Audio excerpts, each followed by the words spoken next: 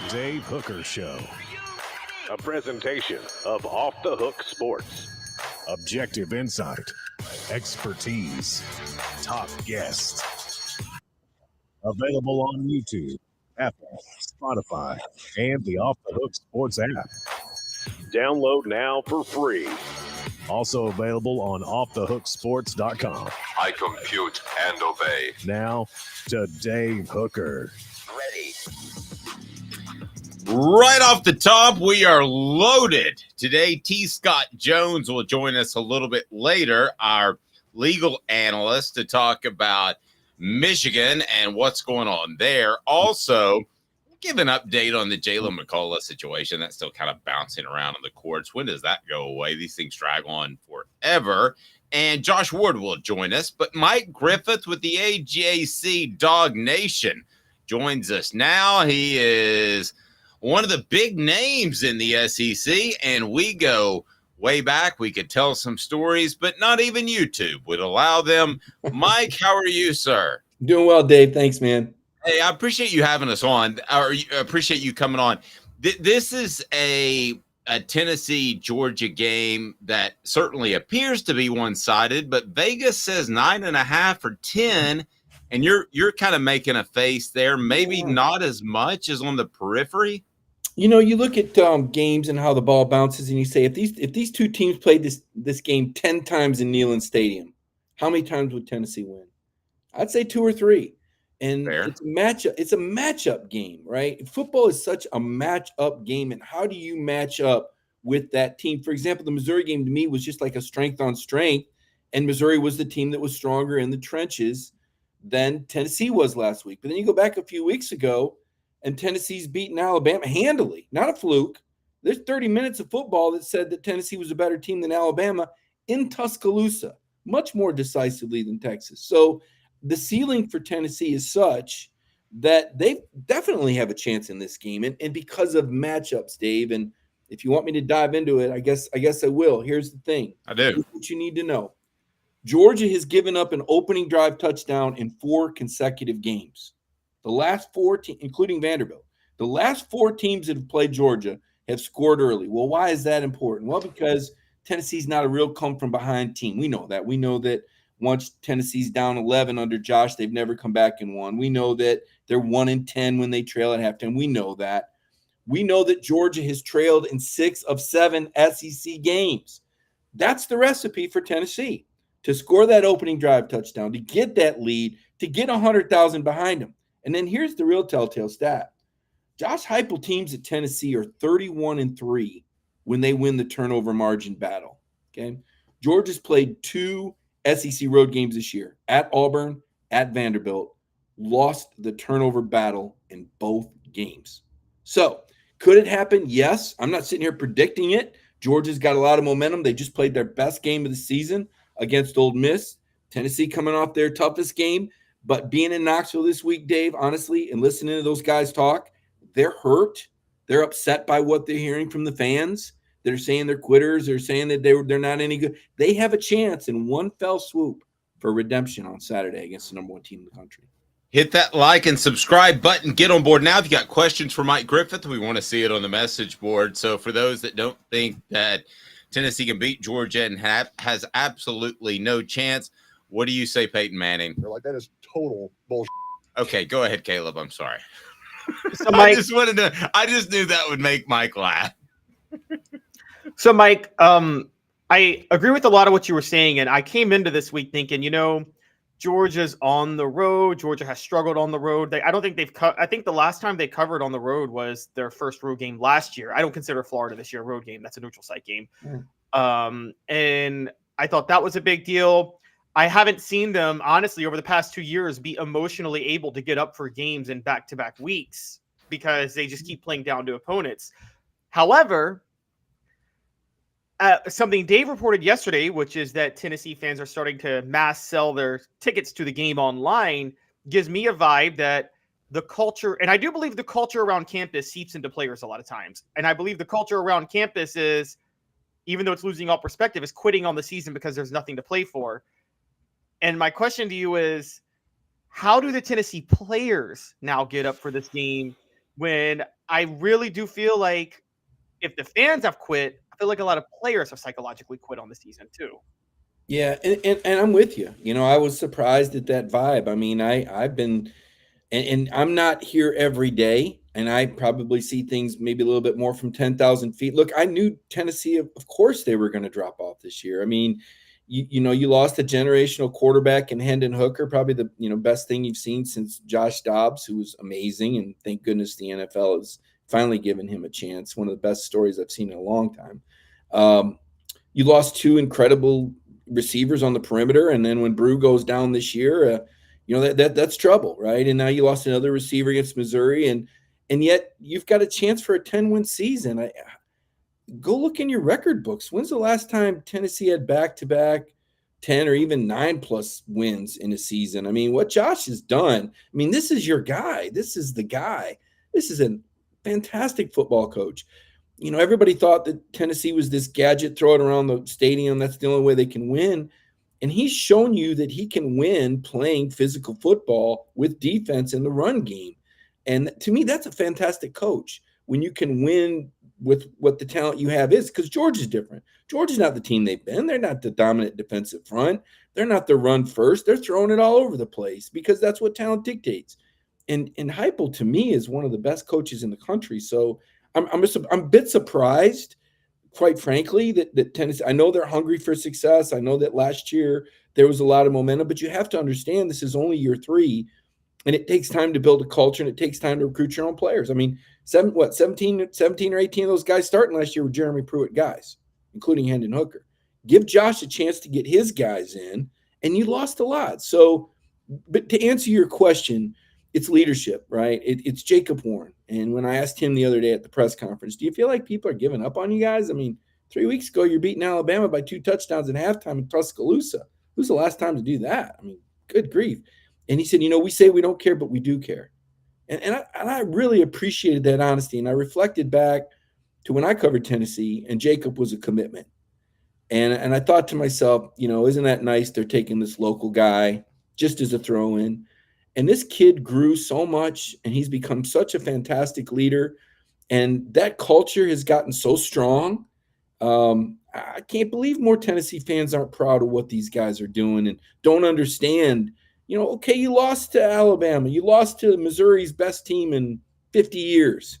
That's 2 losses. You lost at the Swamp, and the Swamp went crazy. It's communication issues. That'll be the best win Bill Napier has before he gets fired.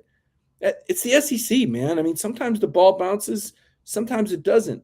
But again, I take it into that leadership. Those guys in the locker room know what they're capable of. I think they know that they can win the line of scrimmage against Georgia. Missouri did. Missouri won the line of scrimmage against Georgia. And then you need to have Milton have a good day, and you need your running backs to have a good day, and you need the crowd to be involved. And that's why what you just said about people selling tickets, and Dave, I know you remember when they sold the stadium out from under Philip Fulmer that year against Alabama. I mean, they essentially fired Fulmer before they fired Fulmer. I just hate to think, for your sake, that a home team would sabotage their own team's chance for success. That would be unfortunate if that's what's happening. We love the shout out to Jacob Warren. You can check out the Vol Report with Jacob, brought to you by Campbell, Cunningham, Taylor, and Hahn. It's on our YouTube channel. Look at me. I got LASIK, so I can see. I love it. Life is better when you see better. CCTeyes.com. I got to work a read in there, Mike. So you talked about trends, but personnel, where do you think that Tennessee at least is equal or maybe has an advantage? I think Tennessee has a better backfield. Kendall Milton had a nice breakout performance for over 100 yards last week, but he hasn't been as dynamic. He's had injuries that have slowed him down. If you get that version of Kendall Milton, then Georgia could run away, because if they get the running game going, then they're firing on all cylinders, and they're going to be really tough for anybody to beat. So we'll see what Kendall does. Dejon Edwards has been very steady, strong runner, but I don't necessarily think a home run hitter. The key for Tennessee is going to be to get ahead early and get the run game going, get the line of scrimmage going, stay out of those long down and distance situations. Kirby and his coaches will absolutely kill you if you get behind the chains. They will beat you, and they will lock in, and they will figure you out. And they can figure out all they want, but if your lineman is blocking their defensive front and you have that running game going, and look, it was just going into last week, Tennessee was leading the SEC in rushing and rush defense. That's why I said I was championing Josh as a potential SEC coach of the year if he beats Missouri because of the way they've had to win. It's so impressive to me what he's done with really a complete rebuild offensively. I mean, look, you lost what? 4 guys in the first 3 rounds of the draft, first-round offensive lineman, Hooker, and then 2 third-round receivers that were both fantastic. And then you lost your best guy this year in September, your best perimeter threat. So I've been impressed with Josh. We'll see how dug in they are. Dave's question was where do you match up favorably?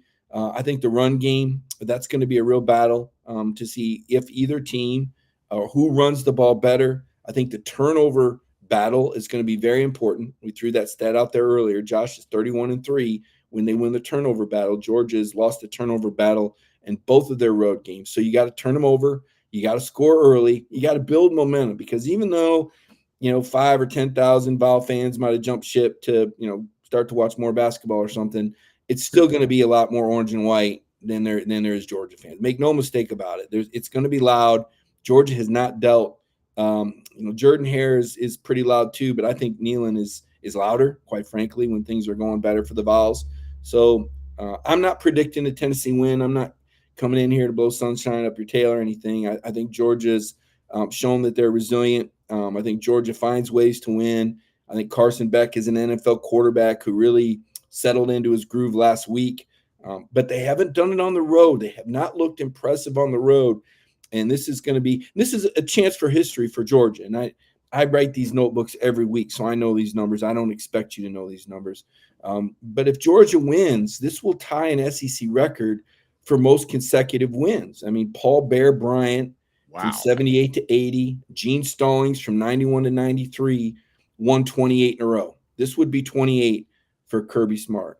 And is that's SEC games, right? No, that's SEC teams. Okay, SEC. Okay, gotcha. Teams and their win streaks. And we qualify that because, let's face it, the Big 12 and the Pac-12, it's apples to oranges in terms of the schedule that you face week in and week out. In addition to the fact you throw in that this is the modern era, and obviously it's more impressive now than when Bear Bryant did it and when Gene Stallings did it, because there was no college football playoff. There was no I look over at the Alabama roster and they're starting wide receiver and middle linebacker are Georgia guys.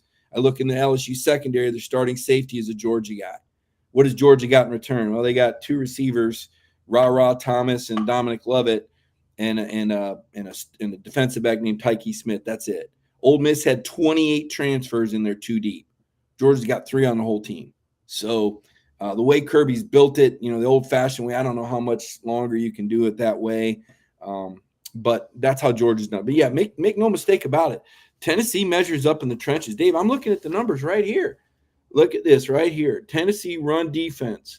They give up 2.9 yards per rush. Georgia gives up 3.8 yards per rush. Tennessee gives up 97 yards rushing per game. Georgia gives up 107 yards rushing per game. Don't tell me it's the schedule, because Georgia's schedule is not better than Tennessee's. So these guys have played hard. I think it's a tough team. I think that these kids are dedicated, and I think the world of Josh Heupel. I think he's your guy, man. I think this is a long-term guy that could lead Tennessee back where they need to be. I mean, I love everything about Heupel, his poise. I like that he's not mouthy and flashy. He's got a little bit of an edge. He can be a smart ass. He can cut you a little bit, but he doesn't overdo it. He doesn't run in front of the cameras. He's got a statesmanship, and he's got a leadership. I mean, this guy led a team to a national championship as a quarterback. That doesn't just happen. This guy's got it, and he fits what you want.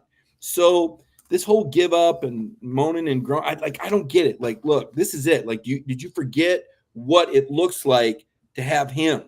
Because this is him. This year's this year. Stuff happens, right? But you were competitive against Alabama. Florida got away from you again. That was the swamp. That was all the swamp. I contend Florida's probably not going to win another game this year.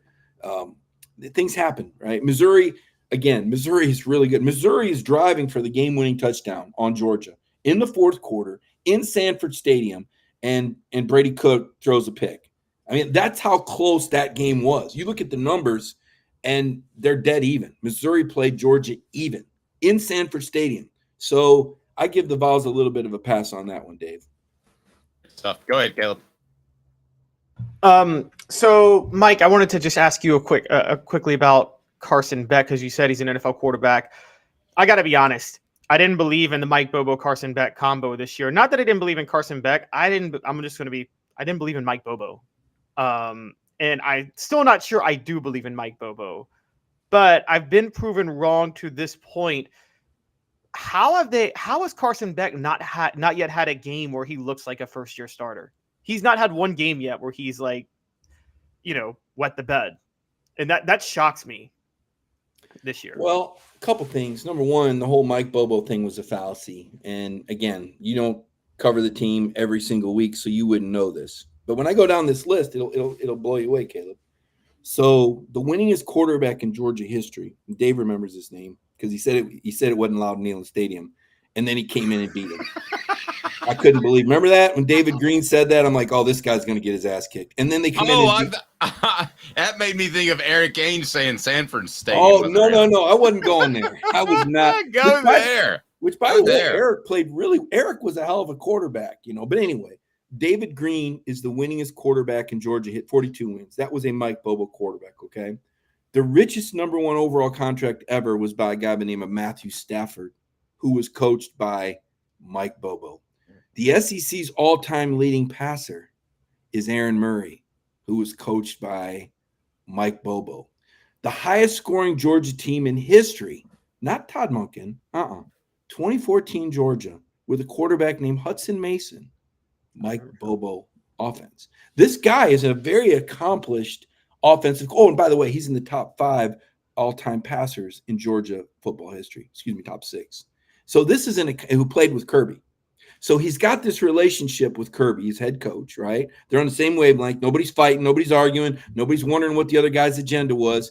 Like Butch Jones, every week he had to wonder which assistant coach was selling him out and telling the team something other than, these guys are all unified. They played together, Muschamp, both. So that's a big part of what Georgia is that continuity at the top. Fulmer had that. He had that loyalty with Chavis and Cutcliffe when they had it rolling, right? Good programs have that at the top. Josh has that as well, by the way. So Bobo fits with Kirby. He's got the trust. Bobo is an accomplished quarterbacks coach, an accomplished offense. So why did everybody complain about why do you hear so much? Well, who do you hear it from? What experts are really saying that? How many people, other than, the latest blogger from their basement, really know anything about football that were critical of Mike? It was fan frustration. The same people that said, how did they not give Kamara the ball more?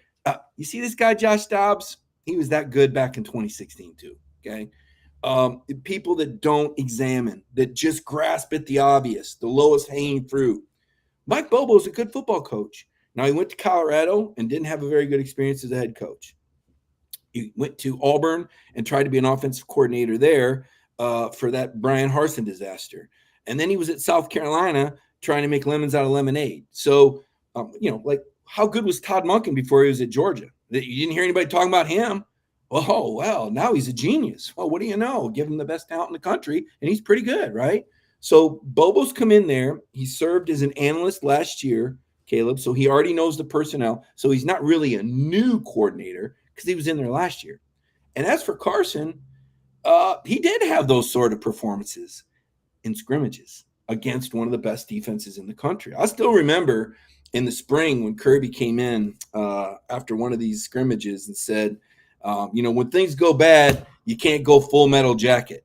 And what a hell of an analogy that was if you've seen that movie. I mean, the guy just... what does that mean, that he could get shot by a private? No, the guy lost his mind in that movie. Remember that? No, but you're saying that Kirby... But he shot the leader. Well, I don't think that's going to happen at Georgia. I wasn't taking it. Leave it to Hook to take it to the next level. I didn't go there. Maybe okay. I don't know. Maybe Curry beefed up the security that day, so I don't think so. But Carson had a 3-interception scrimmage, and went Full Metal Jacket, as Kirby would say. Like, you can't let one mistake become 2 mistakes and that's kind of what I've been waiting on, just like you, Like, oh, is this Carson Beck? When is he gonna? What's gonna happen when adversity strikes? What's gonna happen? It hasn't really struck that hard. Now Georgia caught a break with schedule. I think they caught a break not playing Oklahoma. That was not their fault. Oklahoma chose to join the league, and therefore there would be no return game, etc. But that worked out. They needed that soft schedule. So this team has had a chance to grow. Kirby's had a chance to play a lot of these young guys. Carson's had a chance to settle in, Caleb, and become that guy. And Bobo's had a chance to kind of figure out his personnel.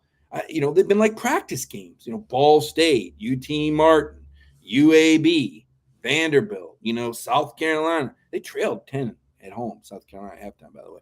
So that's what I'm saying. This team has gotten better week by week by week. And this is going to be a really tough stadium, man. And the Georgia-Tennessee hook, I mean, these teams have been kind of a pain in the ass for each other when they've been good over the years, right? We've seen Georgia spoil Tennessee seasons and vice versa. Yep. Okay, last thing I got for you, Mike. I'm going to ask you today's tough question brought to you by Andy Mason, AndyMasonRealEstate.com. Andy Mason, best service, best price in the biz, East Tennessee, 40 years of experience, AndyMasonRealEstate.com. Today's tough question. Today's tough question. Take a side. Take a stand. The Dave Hooker Show, a presentation of OffTheHookSports.com. So it was going to be, can Tennessee beat Georgia? But I believe it's obviously you think they can, not will necessarily, Mike. But scale of 1 to 10. 10, Tennessee is definitely going to win. 1, Tennessee has 0 chance. Where would you put it? How would you quantify Tennessee's odds against Georgia this weekend? They're what, a 10-point underdog at home, right? I think Caleb said Georgia hasn't covered. I don't know, 2.5.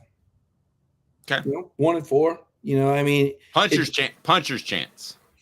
Absolutely. Look, I mean, Auburn was almost had Georgia beat in Jordan-Hare Stadium this year. I'll ask, isn't Tennessee as good as Auburn? Like, I think Tennessee's as good as Auburn. I mean, I'd take Tennessee over Auburn head-to-head on a neutral field this year. And they're at home. Now, Georgia's playing better than they were when they played Auburn.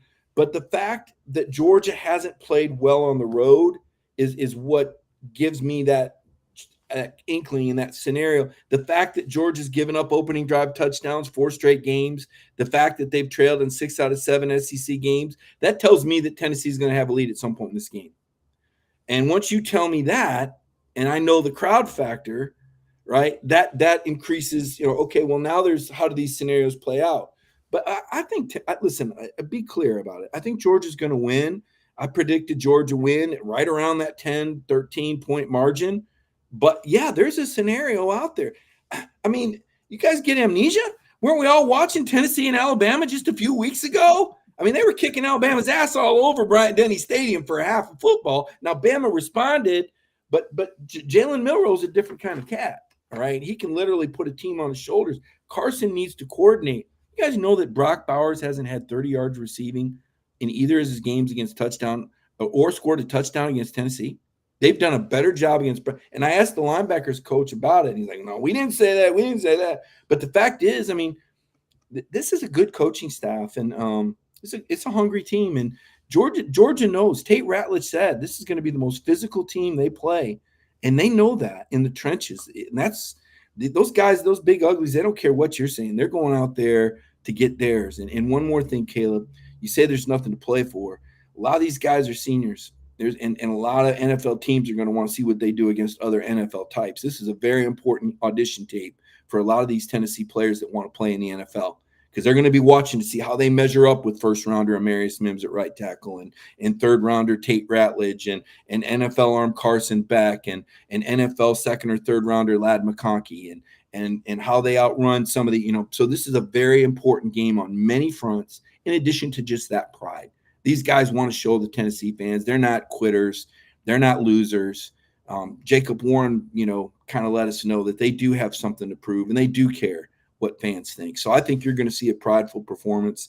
And I think Tennessee's going to put up a fight. I think Georgia's the better team and should prevail.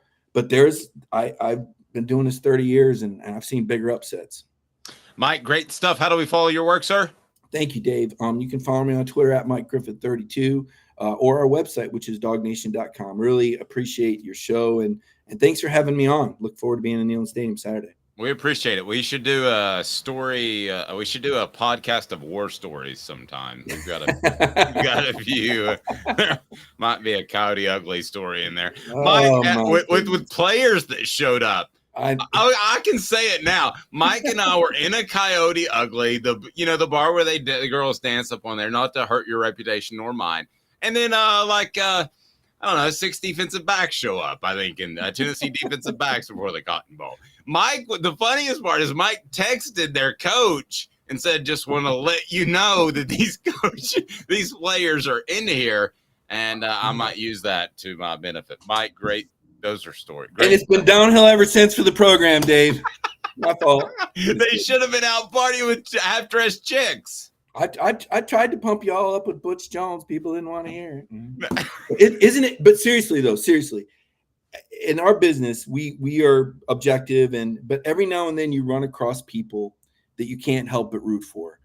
And I am just so happy to watch Josh Dobbs do the things that this is one of the best human beings I have ever run across in life. When things got bad for Tennessee and for his head coach, this guy, away from camera, away from quotes, most you don't really know what these guys are really like.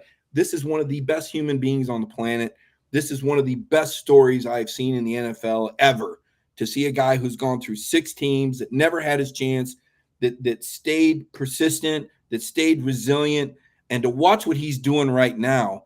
I expect to see some golden lab catch a touchdown from him in the Super Bowl or something. This is such a fantastic story for football, for Josh Dobbs, and the way he represents your school. He's just an incredible young man. So I'm thrilled to see Josh have all this success. He was wonderful to deal with in person. I've stayed in touch with him over the years.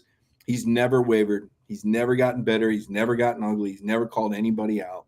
And I'm just so excited that Tennessee has a guy like this, an ambassador like this, doing what he's doing. So I'm a fan of Josh Dobbs right now. So I want to share that with you. Mike, great stuff, buddy. We appreciate it. Have a safe trip. Thanks, guys. Thank you, sir. Mike Griffith of the AJC Dog Nation. He is fantastic to talk to as we bring in Josh Ward, 2 guys opposite end of the spectrum personality-wise, but that's another story. Josh, how are you? I'm good. Good to see you guys. Josh, a little bit more laid back, not as intense and in your face as Mike Griffith can be, but we love having Griffith on, and I'm sure you'll see him on Paul Feinbaum making him smile a little bit. Josh had a fantastic column that is on offthehooksports.com as we kind of start this show off, not intentionally, but Mike's saying that Tennessee has a shot, and now Josh is going to tell you ways that Tennessee can beat Georgia. So I think we're all 3 on the same boat that Georgia is the favorite, and rightly so, and will probably win. But that is why they play the game. So let's go ahead and get to 4 downs. And Josh, I don't want to include your top one in 4 downs because I think that was probably your easiest one, and it was your first one. Tennessee's at home when we talk about 5 reasons to believe Tennessee can beat Georgia this week. So let's go ahead and get to 4 downs, and it's brought to you by our friends at Tennessee Cider Company. 4 downs, 4 questions, 4 answers. The Dave Hooker Show. 4 downs. A presentation of offthehooksports.com. Okay, so at home, we're chalking that up to one that makes a lot of sense and that we knew, but first down's still crazy to me, and that is this point spread. Before we get to that and Josh's thoughts, what should we do, Cooper? Cooper Mays here. Hit like and subscribe. Thank you, Cooper. I appreciate that. And what down is it? Coop here. First down. Thanks, Coop. Odds makers say Tennessee has a shot. Is this a head scratcher of a line for you, 9.5 to 10? Because if I put this number early in the week and nobody gave me any input, Josh, I would have had it at 14.5 to 16.5. No, I thought that the line would be about where it was before the Missouri game, and I know the result of the Mizzou game, but I didn't expect it to affect things very much, even with Georgia blowing out Ole Miss. Now, if I thought it was 9.5 to 10.5 going in before the actual line came out, you could have talked me into, okay, they might add a couple of points after the way last Saturday went, but one game to the next, when a team has kind of established what it is, I don't think is going to change how odds makers view it. Now, you might look at it and say, okay, well, then they screwed up. I'm going to go heavy on Georgia. You might have that thought, but they're telling you something about what Tennessee is or what it's capable of. The line does not tell you what will happen. They, of course, not going to hit it every time. It's going to go one way or the other.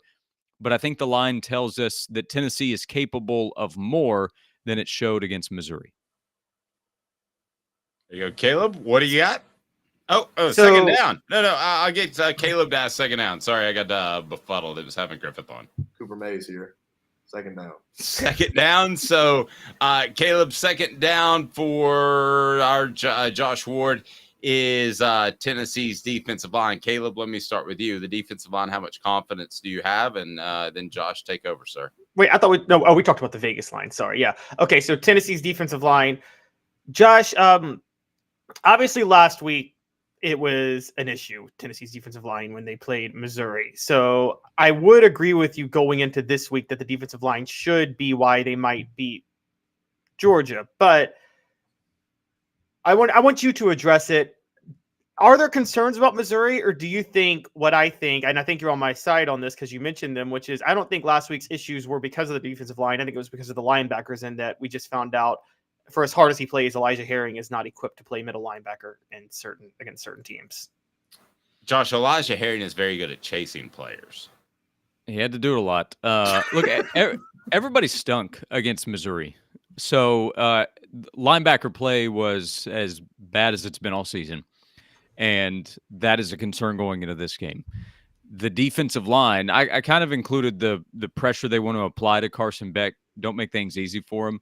But it begins probably with stopping the run. Georgia has outrushed its SEC opponents in 5 out of the 7 games. Missouri was one of the teams, by the way, 2 weeks ago that outrushed Georgia.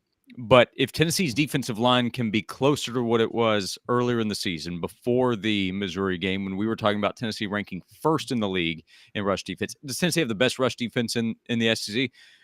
I would say no. The stats now say no. But that doesn't mean that they should be as bad as they were last week. If there's kind of a home element to all of these topics we bring up, Tennessee can be better in these areas of importance playing at Neyland Stadium as opposed to going away from home. But if Tennessee can slow down Georgia's rushing attack and then, of course, run the ball on its own side on offense, then it has a shot. But if we were to look at the position groups over the course of this season and say, which group has been the best unit, the most consistent overall this season, we're probably going to point to the defensive line pretty early in that conversation. So when you're going up against Georgia, which has an offensive line that's one of the best in the nation and a team that's capable of doing all that it can, what do you point to try to equalize as much as you can Tennessee's defensive line?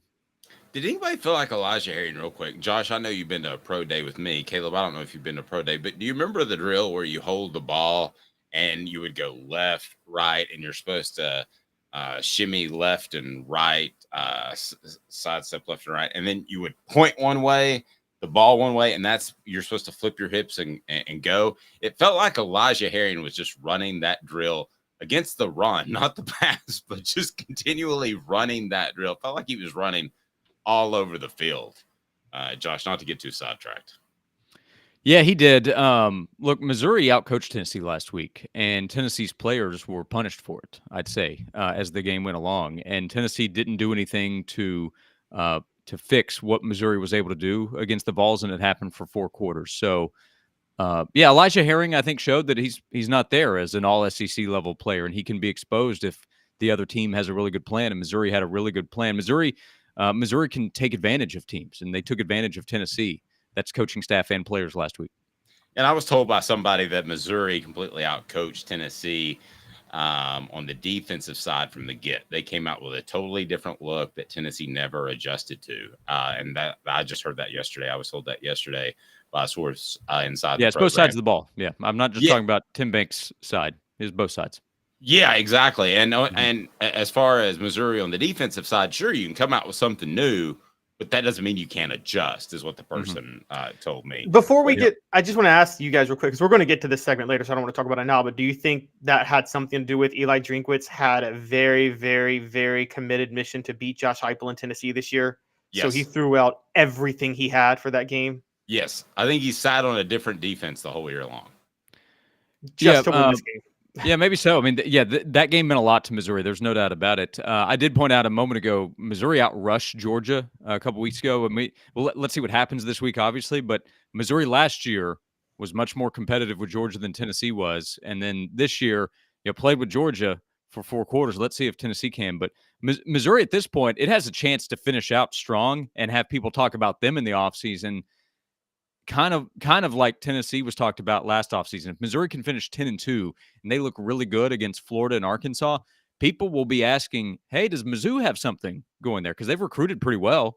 And if they have that kind of record and they blew out Tennessee, Florida has questions. It's not just about Tennessee. Florida has questions. South Carolina has plenty of questions. There will be some talk of, hey, let's watch for Mizzou, maybe not to catch Georgia, but to be one of the top 2 or 3 teams in the division. And I know the division's going away, but just in terms of that half of the league and the discussion it gets. Yep. 5 reasons that are online of why Tennessee can beat Georgia, despite what a lot of people believe are going to be a one-sided game. Will be a one-sided game. Coop, what down? Tennessee center Cooper Mays here. 3rd down. It's brought to you in part by Tennessee Cider Company, the original hard cider of the Smoky Mountains. Use the promo code HAT, that's HAT, to receive free swag during your order, available most anywhere in the United States of America. TNCiderCompany.com, or it's right below TNCiderCompany.com. The Auburn game, another reason that Tennessee fans should believe that the Vols have a chance. Why the Auburn game, where Georgia was like, Yeah, so this would be another element of home versus road for Georgia. Georgia just hasn't played many true road games. They played in Jacksonville against Florida. They played at Vanderbilt, which is not an SEC caliber team, and then Auburn. Well, Auburn was tied with Georgia midway through the 4th quarter. Auburn had a second-half lead against Georgia. Peyton Thorne at quarterback was able to run with success, extend drives, frustrate Georgia's defense, and make it a game for 4 quarters. Tennessee's roster doesn't take a back seat to Auburn. And when we've seen Joe Milton at his best, I'm not saying playing at an incredibly high level in the SEC, but Joe Milton at his best, which I think has helped Tennessee's offense be at its best this season, is when he's run the football, when that running element has played an important part of what Tennessee's doing. Peyton Thorne did not have success through the air against Georgia's defense that day, but he ran for a little more than 90 yards in that game. If Joe Milton can find rushing success and Tennessee's able to extend drives at home and make it a game in the middle part where Georgia starts to kind of question things and Tennessee builds some confidence. We talk about Tennessee needing a fast start a lot of the time. Opponents have had fast starts against Georgia. It's just the Bulldogs have immediately responded, and a lot of times they've knocked people out pretty quickly. They did not at Auburn. Can Tennessee at home get some early momentum and carry that over into the second half? All right, 4th down and take it away. Coop and Caleb, which feels like that should be like a late 70s, early 80s sitcom. All SEC center Cooper Mays here. 4th down. Coop and Caleb, 7:30 Tuesdays, right after WKRP in Cincinnati. Caleb? So, Josh, 4th down, we want to talk about where Georgia's headspace is, and that actually has a lot to do with them on the road in past couple of years. They've played down to a lot of opponents the last 2 weeks, and I love what your take on that. We don't know where they're at. My thought is the reason they blew out Ole Miss last week was because they put everything into that game during the week of practice, knowing they could clinch the East. Do you think there's a very good chance they took this week of practice off, basically, and are phoning it in? I think there's a good chance they started the week off slow, and I find some of Kirby's comments on Tuesday after practice to be believable that they weren't at their best. I also know this, and I noted in the column, Kirby is as good as it gets. He learned from Nick Saban and has mastered the method of getting his teams attention. So at the end of this part of the discussion, if you're watching, if you're listening to us, or if you read the column and you come away with it saying, nope, don't buy it, I think Georgia's going to come in fired up, motivated to kick some butt again, totally get it, because they've been able to do it so many times. And that's why Kirby, I think, started off the week challenging his team, calling them out, because he knows Tennessee is capable of having success. He knows last year in Neyland Stadium, different team, but in Neyland Stadium, Tennessee beat Alabama and Bryce Young with all the talent that Alabama had. And Kirby knows that his players know they had an easy time against Tennessee last year and that Tennessee had a tough time last week against Missouri. And it's easy in Knoxville and in Athens to look at this and say, oh, cakewalk for Georgia. And in the end, maybe it will be. 5 reasons to believe will include needing to believe that Georgia will come out of the gate slow, that they're not totally dialed in. Because if Georgia is totally focused, if Georgia comes in prepared to play its best football and does, Tennessee cannot match it. Tennessee needs help from Georgia and then needs to take advantage of it. But if that is an issue for Georgia, that allows Tennessee a shot to pull off the upset if Georgia is not totally dialed in this week. No, and I think Tennessee, through a source within the program, maybe wasn't as dialed in because they felt confident that Missouri was just a team that they were going to beat. So here we go. Give me 2 minutes, Josh Ward, and then we're going to get into the proper mindset for Georgia. Has Tennessee quit on the season, or does Tennessee feel pretty good about the fact that they have nothing to lose and go out there with guns blazing? Give me 2 minutes. He's Josh Ward of the Sports Animal. Listen to him from noon to 3 with Caleb Calhoun. I'm Dave Hooker, Off Thug Sports. Sun, sand, and salt water, the beach is a very relaxing place. Unless you wear contacts. Ow! Open your eyes to the best the beach has to offer with LASIK vision correction from Campbell Cunningham Laser Center.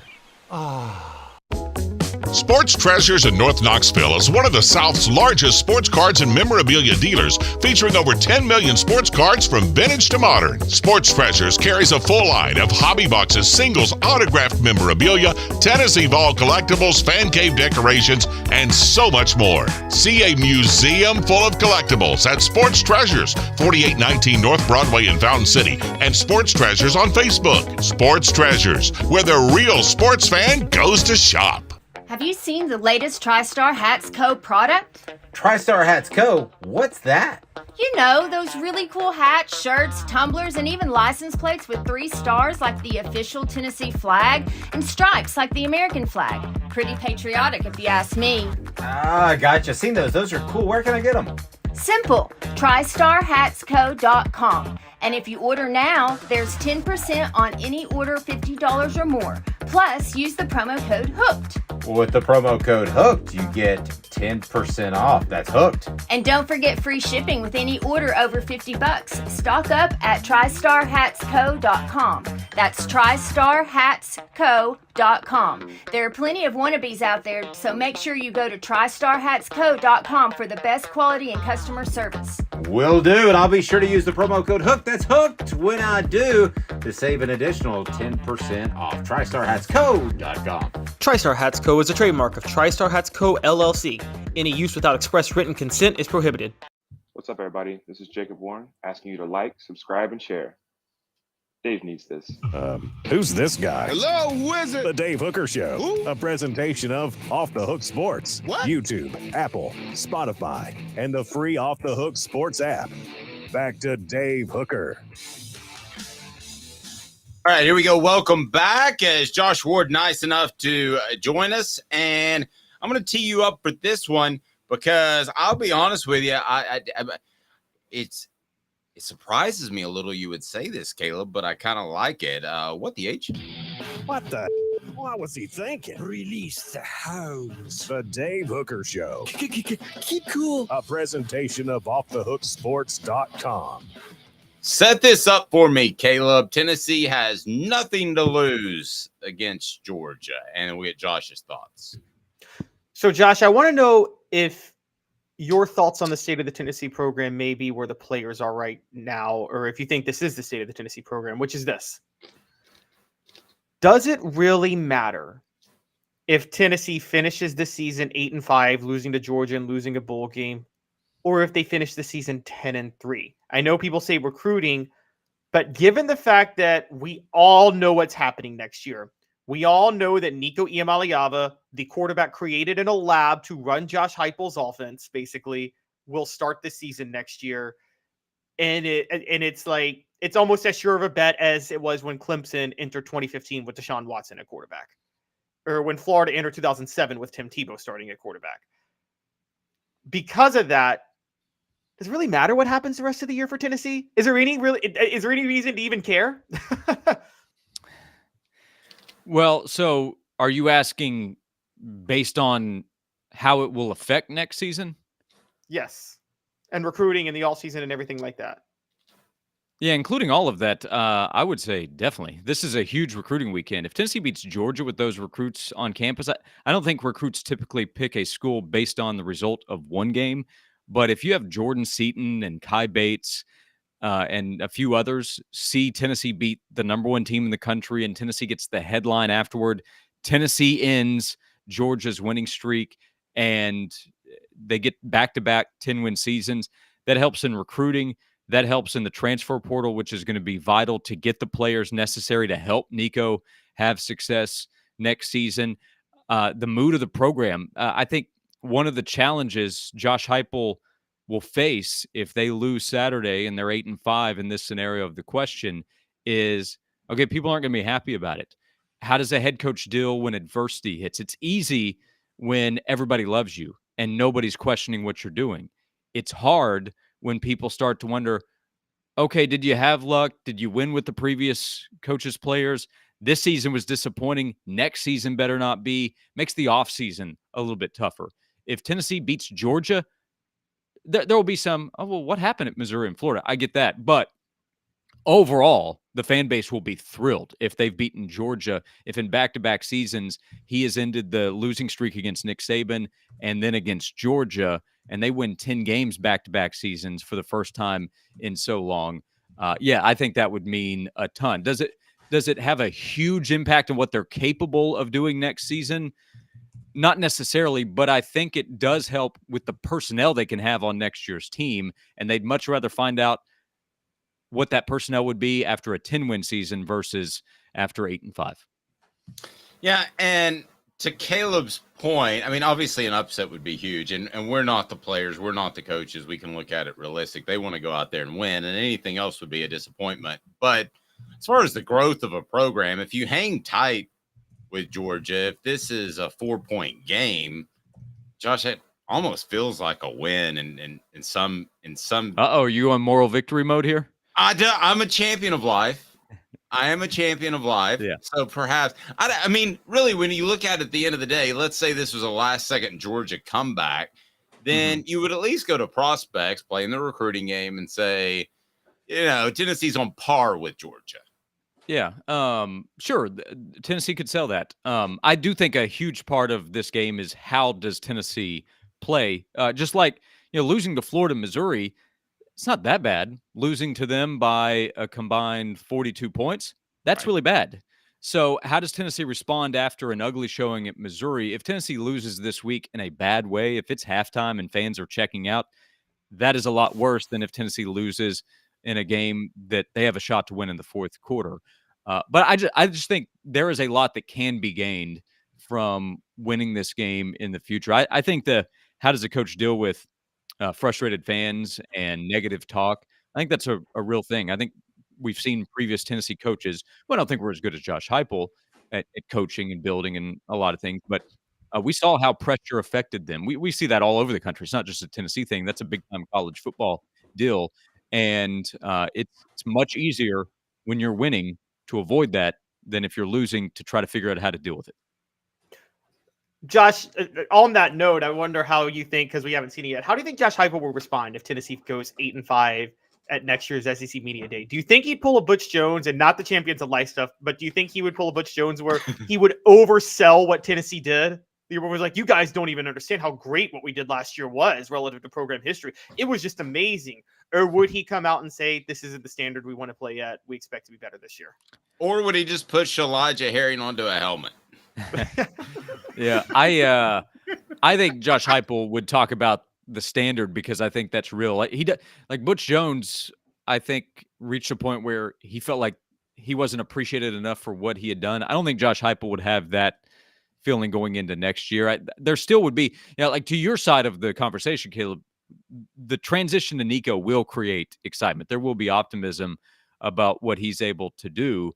But I like, to me, the bigger deal is, what does he have around him? What does the offensive line look like? We'll see who comes back. There's this extra eligibility the number of guys have. But, even with that, if they don't look good on Saturday and they're 8-5, there might be some players that announce they're coming back that a lot of fan reaction will be, okay, well, why is it going to be different next year if you were the leaders of this year's team? So that's another reason that if you beat Georgia, you have this belief that will exist. But asking about media days or the offseason conversation, I think Josh Heupel will continue to push that he expects Tennessee to compete for championships, not to go win 8 or 9 or even 10 games in the regular season. He'll be proud about what they've accomplished, but he will talk about expecting more next season if 8-4, 8-5 is the result this season. Smoky Mountain Red says brick by brick, and I say amen, brother. Always brick by brick. From what you hear on your show, you take phone calls, you talk in the community. Do you think that Tennessee's fan base is down to the point where I see social media tickets are on sale left and right? What is the worst case percentage of Georgia fans that could be in Neyland Stadium? And I know this is eyeball test, but is it 10%, 20%, 30%? Does it get anywhere close to the Alabama game in Philip Fulmer's last year where I felt like it was 50-50 or 60-40 Alabama? Well, first of all, this is a good Jimmy Himes question. He's much better at predicting and definitely breaking this down. For those that don't know, he can tell you exactly the exact number of how many people are in the stands. Yep. He has mastered it. That's not an exaggeration. 20%. We're talking 20,000 plus Georgia fans at Neyland Stadium. That would be bad. Anything above that's awful. So, the number one team's coming to Neyland Stadium, and Tennessee hasn't lost at home in 2 years to Georgia. Like, fans should be excited about this game, right? This is a big game, or at least excited about the hope. We let off. Tennessee's a 10-point underdog. They're not 24-point dogs like they were against Georgia and Bama for so many years, where the whole week was, oh my gosh. Like, maybe that ends up happening. And if that's the case, feel free to freak out and say whatever you want to afterward. But this is a legitimate opportunity for Tennessee. Not an easy one, but it's not supposed to be easy when the number one team in the country is coming in. So surely to goodness, it's not 20% plus Georgia fans in Neyland Stadium. That would be a bad look for Tennessee. Josh, I shared a story about Mike and I covering the Cotton Bowl, Mike Griffith and I covering the Cotton Bowl, where we went to some mystery bar in the middle of the night, and we were the only Caucasians there. Not that that's bad, but it was a Hispanic bar, and I think they took exception to the fact that maybe we were trying to pick up their women, and some guy showed me his knife, which I thought was a kind of a suggestion to leave. Any road stories you want to share from me and you being on the road? Well, I don't know if anything comes to mind. Do you want to wait for next week? Yeah, 2001 Atlanta, I think, will always stand out. 2001 Atlanta, the SEC title game, pre-cell phone era. It's a story that it doesn't even make any sense anymore that we couldn't get in touch with each other. And I was a 16-year-old, not even intern. I wasn't even supposed to be working there. Violations were taking place with labor laws. But we got separated. I thought that it would terminate my internship at the time with the radio station, but here I am 22 years later, still employed with Cumulus Knoxville. So, yeah, that one would stand out. 2001 Atlanta, Tennessee's loss to LSU, costing you a trip to Pasadena. Josh was such a go-getter that he wanted to go, so I called his mom and told him everything would be all right. And then it occurred to me when I lost Josh after the game, I've lost a minor. And I remember looking at my phone. Legitimately thinking, problematic. Yeah. Legitimately, like, this is a felony. And I look at my phone. I've got to call his mom. And I was just about to dial the number, and I made one last check and look in the hotel room. And thank God. I was hanging out there with John Wilkerson. By the way, second reference of the show. And it's not his fault. I'm big on accountability, so you accept action. But if I hadn't ran into Jimmy Himes in the elevator on the way down from the Georgia Dome, and he hadn't given me an idea of where you were going and where I should go, then it could have been avoided. So not placing blame, just adding context. It was on Hyams. I'm sure that I was sure at that point that Josh had developed a heroin habit and was out with a bunch of strippers at the Pink Pony or something crazy. I did end up on a party bus of it wasn't a party bus, but it was like the T, whatever. It was public transportation, and a bunch of LSU fans end up on the bus, and they're celebrating. They're all in a good mood and having a big time. You know how LSU fans can be anyway. And they're like, "Where are you from?" And I was like, "I don't know." Yeah, I don't know. Not Farragut. All right, Josh, be good, man. You know we love you. Great call. Yeah, appreciate it. Thanks a lot. Thanks, buddy. Josh Ford. Yeah, I thought I lost a minor in downtown Atlanta, Caleb. I really thought that like my career was over too. I thought that why did you take him there in the first place was going to be the first question that Bobby Denton would ask, the longtime PA announcer at Neyland Stadium. What were you thinking? And I gotta let you go too. I was ready for that. I was ready. Hookers can't lose minors, Dave. Don't you know that? Yeah, hookers can't. Yeah. You gotta wait till they hit 18. I think you get them to run drugs though if they're under 18, right? If you're like a true PIMP, don't you? Because they can't get in trouble like an adult. Maybe we'll ask T. Scott Jones about that, who will join us. Fantastic lawyer in the Knoxville area, and we are so excited to work with him. He's going to give us a little bit of insight into this whole Jim Harbaugh situation where everybody seems to be going to court. Go to banksjones.com. That's banksjones.com. Play to win. It is one of our new advertisers, and we're certainly excited to bring him on board here momentarily. Does Jim Harbaugh have a chance of forcing his way through court onto the field on Saturday? Rob says, Dave, think about this. Hype came into a dumpster fire to speak. 8-4 or 9-3 in year 3 is not bad at all. Would you agree? Yes, I would. I think last year got Tennessee fans ahead of schedule. I think it absolutely got Tennessee fans ahead of schedule. Victim of his own success is a thing. People become victims of their own success in life a lot of times. So I think that, people forget that Josh Heupel had a depleted roster.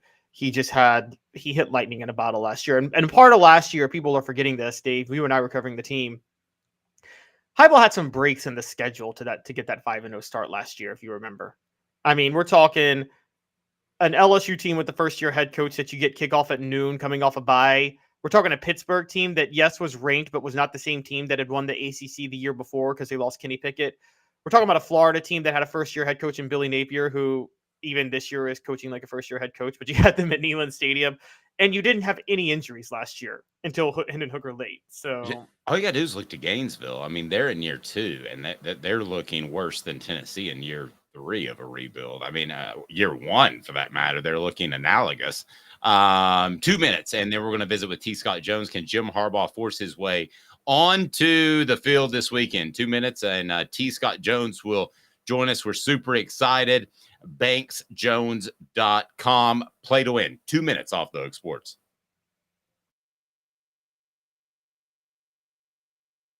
Got cataracts? We can fix that. Never miss another moment. With a little help from Doctors Campbell, Cunningham, Taylor, and Hahn at cctis.com. Hi, I'm Rick Terry, and we at Rick Terry Jewelry Designs pride ourselves in the highest quality craftsmanship from a family-owned business here in Knoxville for over 35 years. At Rick Terry Jewelry Designs, we also take pride in being an affordable option for all your game day accessories, especially those fire opals. At Rick Terry Jewelry Designs, we want to be your jeweler every day and especially on game day. Go Vols! Hi, Mike Davis here with City Heating and Air, reminding you to always dare to compare. Our team provides quality local heating and air service, installation, and maintenance across East Tennessee. We use only the best equipment like American Standard heating and air conditioning for your residential, new construction, or commercial needs. Honesty, dependability, and customer satisfaction have been the cornerstones of our business since 1961. City Heat and Air. Dare to compare. These mountains hold and defend a spirit far better than moonshine. A drink that holds flavor that becomes necessity. A hard cider made and relished by folk who are as hearty as they are legend. A refreshment that can only be found in one place. With a taste that makes you say, give me 3 bottles of the good stuff. Tennessee Cider Company, where necessity can be found. You're listening to The Dave Hooker Show, a presentation of OffTheHookSports.com. The internet is full of pictures of each and every one of you. Available on YouTube, Apple, Spotify, and the Off the Hook Sports app. Download now for free. Is there nothing you people can't do? Also available on OffTheHookSports.com. Very excited to bring this next gentleman on board, and you're going to hear much more about him right here on Off the Hook Sports. It is T. Scott Jones. And Mr. Jones, counselor, how are you, sir? I'll tell you, man, I'm up here in the great outdoors in Illinois doing a little bit of hunting, but you know what? I'm listening to you guys, and I'm learning lots of good stuff. So, it's kind of a combination of great stuff. There you go. If you need somebody to carry your bags wherever you are, I'm that guy. You'd have to teach me to shoot, but well, that's why they call it hunting instead of shooting. You know what I mean? So, as they say, even a blind squirrel finds a few nuts. So, folks like me get to come up here and have a good time and just relax a little bit. Yeah, well, I think you're downplaying the amount of success you have. You do quite well, and certainly you need to remember BanksJones.com. BanksJones.com, aggressive Knoxville criminal defense and personal injury lawyers fighting for your future. I've been very fortunate enough to learn more about T. Scott Jones, and that is how he's willing to go to trial. Most aren't, and how he will fight for you. I had a medical issue that nobody would take. I wish I would have known T. Scott Jones then, BanksJones.com, because medical malpractice is one of the toughest things, and he'll go for that as well. So he is your Tennessee trial lawyer. I want to talk about this Jim Harbaugh thing if we can, counselor, and that is, I watched the press conference for that thing last night, and I'm just curious as to the laws. So if Tennessee or the SEC says Josh Heupel, for whatever reason, can't coach that weekend, what legal recourse does he have? Because that's what Jim Harbaugh is trying to do, and it's a little bit bizarre. And I agree. And he keeps characterizing it in the terms of due process. And we hear that term due process, and we think about governmental actors, because ordinarily when we're dealing with the due process clause of the 14th Amendment, we've got the amendments to the U.S. Constitution, and it's basically on 3 factors. That is, you have to have notice of actions being taken against you. Then you also have to have an opportunity to be heard. So it's not just done unilaterally and an impartial tribunal. But here we don't have government actors. We have a situation where Michigan, for whatever reason, has chosen to be a member of the conference. And when they've chosen to be a member of the Big Ten, then they have subjected their university, and obviously the actors within their university, like Coach Harbaugh, to the rules and edicts, so to speak, of the conference. So I don't know. I mean, you get into this sort of blurring. I mean, clearly the Big Ten's not a governmental actor, and they have voluntarily subjected themselves to Big Ten, if you will, jurisdiction. I don't know. It presents an interesting situation, and sort of could be an opening of Pandora's box. Yeah. So I wanted to ask on that matter. I think last week we knew that the summary ruling was it's going to be in Michigan. Right. And so how do you sit there and allow with these college football rulings? And you had one last week with the Pac-12 where it was a judge who was like 30 minutes away from Washington State ruled in favor of Washington State and Oregon State on the Pac-12. Shouldn't there be some sort of recusal process in a certain situation where judges in states representing areas that these same colleges represent ruling on these colleges, when there is still kind of a locational bias between Michigan and Ohio State or whatever you want to name it? Well, I agree with you. Absolutely. And I mean, it's the appearance of impropriety, whether or not there is impropriety or not. That's generally, from a legal standpoint, both members of the judiciary and members of the bar. We're not supposed to be in a situation where there is an appearance of impropriety. And here, I did a little bit of reading, I guess, over the past couple of days, and if you will, the jurist, the individual that's going to hear the matter, is a professor, I believe, at the University of Michigan Law School. So, I can't imagine that, he doesn't have a little bit of blue running in his blood. I mean, wow. You talk about impropriety, and I mean, I'm not demeaning the man's, character, but it'd be awful hard to be on that campus working for a university system every day and then, being tasked with hearing it. I don't think that that's necessarily the best course of practice. Is it outside the realm of possibility that a player, and like Jalen McCullough last year was suspended for a very questionable thing? I mean, a drunken idiot walked in his girlfriend's apartment, and then he walked out and punched him. And that's probably what would happen at my house, to be real honest with you. But could you foresee a point now that players have some NIL money where they say, you can't suspend me, I'm going to sue you? Yeah, I think it goes to, where does it stop? I mean, everybody, obviously, if you're a big Michigan fan, you're like, oh, yeah, let's go take this step. We're going to put Coach Harbaugh back on the sidelines. But then, you were exactly right in that it's going to go to players. It's going to go to assistant coaches. I mean, where does it end? I mean, one of the team managers doesn't get allowed to do something.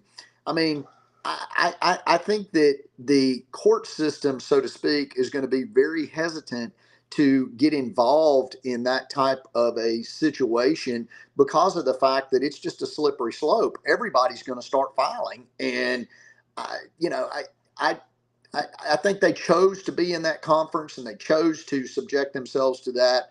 And I wouldn't at all be surprised if it was more of a sort of beat your chest type thing, saying, hey, we're going to file it, save face, so to speak, as opposed to actually expecting a successful or a substantive ruling.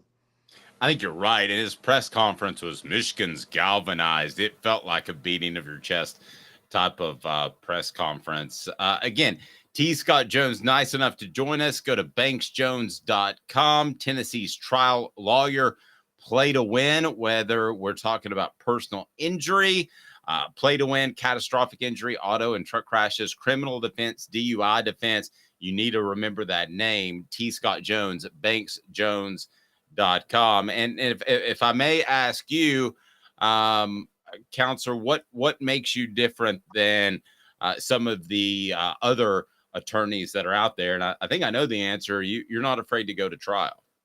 No, and I mean, it's kind of one of those things, the way that I was raised up by Bill Banks, God rest his soul, my deceased partner, 35 years ago when I started clerking for him, 11 days out of law school, I tried my first jury trial. I mean, it was sort of whether or not it was a appropriate way to do it or not, you were expected to jump in the deep end, and, you're either going to swim or you're going to drown. And, thankfully I learned, sort of how to swim. And I look at it this way now, as a more seasoned practitioner, I perhaps win some cases that I might ought to lost. And, early on in my career, I might have lost a few that I might have ought to won, but somewhere in the middle, justice kind of gets sorted out.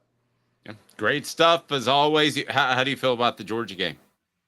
You know what? I am a Tennessee fan, through and through. And obviously, I've got a lot of faith in my Volunteers, and, Georgia's ripe for, the picking, I guess, so to speak. I mean, you read your press clippings too much and listen to how everybody tells you the greatest thing since sliced bread. Sometimes you come in here and, I mean, you get the wheels knocked off your cart. So, I hope Tennessee is the one to upset our brothers from down below in Georgia. Yeah. We appreciate you, Counselor. Have a very safe trip, and thank you for all you do. We'll talk to you soon.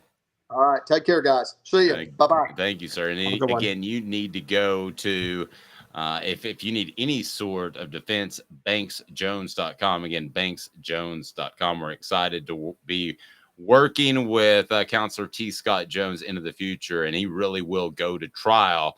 I know a lot of attorneys that say, no, I just want a settlement.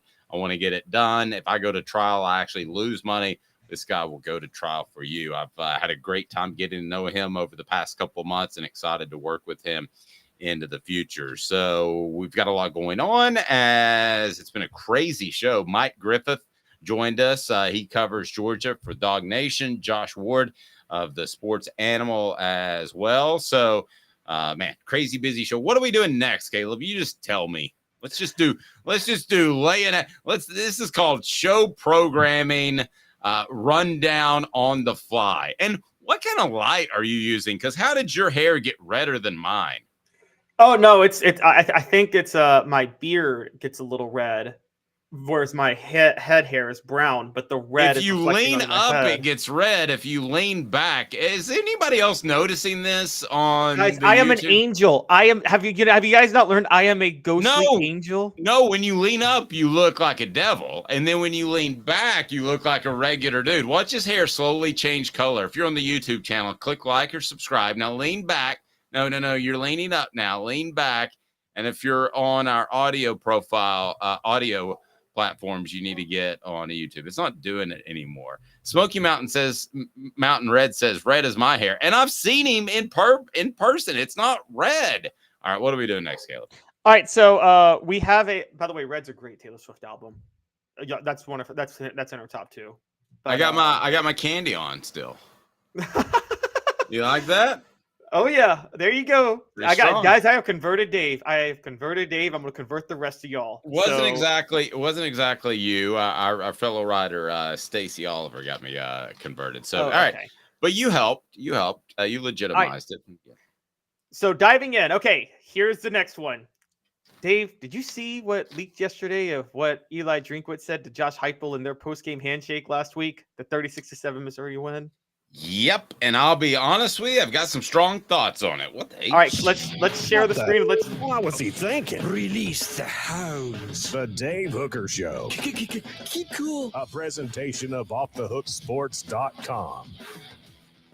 All right, what did old goofball say? Captain, all right, let's whatever. I've got a lot of names for him. All right, let me share the screen real quick, and I'm going to maximize it real quick. Does everybody see it? Let me pull this in. You got it. Okay. All right. Okay, so I'm gonna bring the bed down. See what happens here. Yep. We stand on business, Josh. Missouri wins the break. So did y'all hear what he said right there? I didn't. What did he say? He said, "We stand on business, Josh." I don't know what the hell that means. Missouri showed that, and it was a quick shake hand, and then he walked away. What does "we stand on business" mean, though? I saw this go social. And by the way, you give me one coach. Goober is a good name for him, Smoky Mountain Red. Give me one coach you dislike more than Eli Drinkwitz right now. Give me one on the message board. And I'll tell you what, if you give me one that convinces me, I'll hook you up with a TriStar Hats shirt. Okay, so what does this mean? We stand on business. Butch Jones is still coaching, so I dislike him more than Eli Drinkwitz. Well, he's not, but that's Arkansas State. That doesn't count. Okay, but yeah, give me some of his. You got to be FBS. Beamer is right FBS. Is Arkansas State FBS? Yeah, they're FBS. They're FBS. The ones who annoy me the most are the ones that are incredibly insecure and not smart, which is why I went with Butch Jones. But the other ones who annoy me the most are the pompous ones who think they're so much more intelligent than you. Which, by the way, that was another Tennessee coach. That was Derek Dooley too. Okay, but wait. You've got to explain what this phrase means. The message board, explain it to me too. Or the message board, give me a coach that you dislike more. I've got Beamer. I got a couple of votes for him. But Caleb, I don't understand what the phrase means. I don't think he understands what the phrase means. And my brother texted me. Is it we stand on business? Yeah, it's we stand on business, Josh. That's what he said. We have thousands. John says Dabo. He doesn't like Dabo. He thinks he's a goober. I don't mind. I like Dabo. I don't understand. We stand on business. I don't understand what the. You know the funniest thing about this? Can you pull it up and can we play it again? Yeah, sure. We stand on business. I mean, you've got a chance to take a shot at a guy who ran the score up with you. And this is what you said. And this is here what we go. you said. Let's pull it again. All righty, here we go. Yep. We stand on business, Josh. Right there. Did y'all hear that? I heard it, yeah, but I don't understand what that means. Or here's the funny thing about this. My brother texted me this yesterday, and he had a point. He's like, he practiced that in the mirror for like probably like yeah, or at least in the middle of the third quarter. Yes, no, I totally agree. And so, okay, here's what this reminds me of. So I don't know. Do you remember Jolie Dunn, Dave, the longtime defensive coordinator in college football? Oh, well.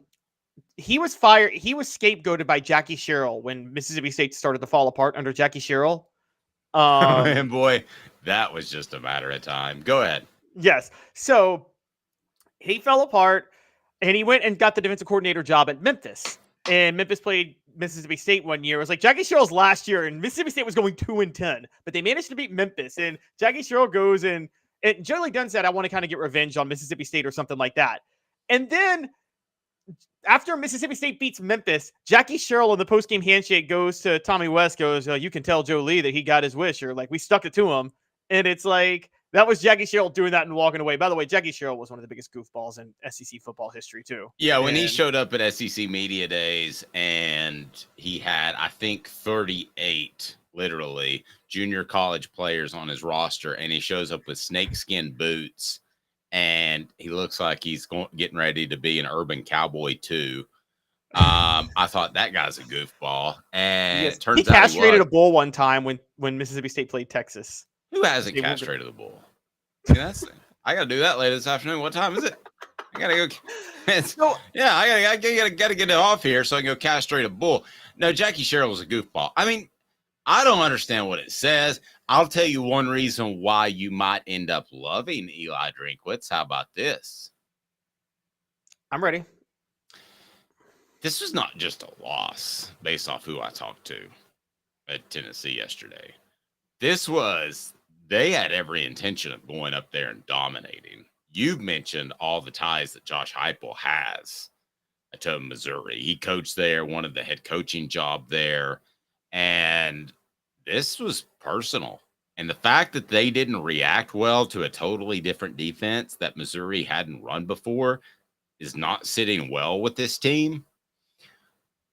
They will come out. I have no doubt. I didn't know before I made a couple of phone calls yesterday. But I have no doubt that Tennessee will come out and play hard, both guns a-blazing. I have zero doubt. They will play. I will go on the record. What's their best game this year? Tennessee's best game, considering opponent. Maybe UConn. I would actually go Kentucky. I thought they played very well offensively. They played very well against Kentucky. That would be considering opponent, especially. Yeah. Kentucky is by far the best game they played. They'll play a better game.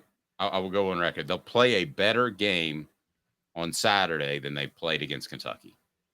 They'll play their best. They'll play their best game of the season.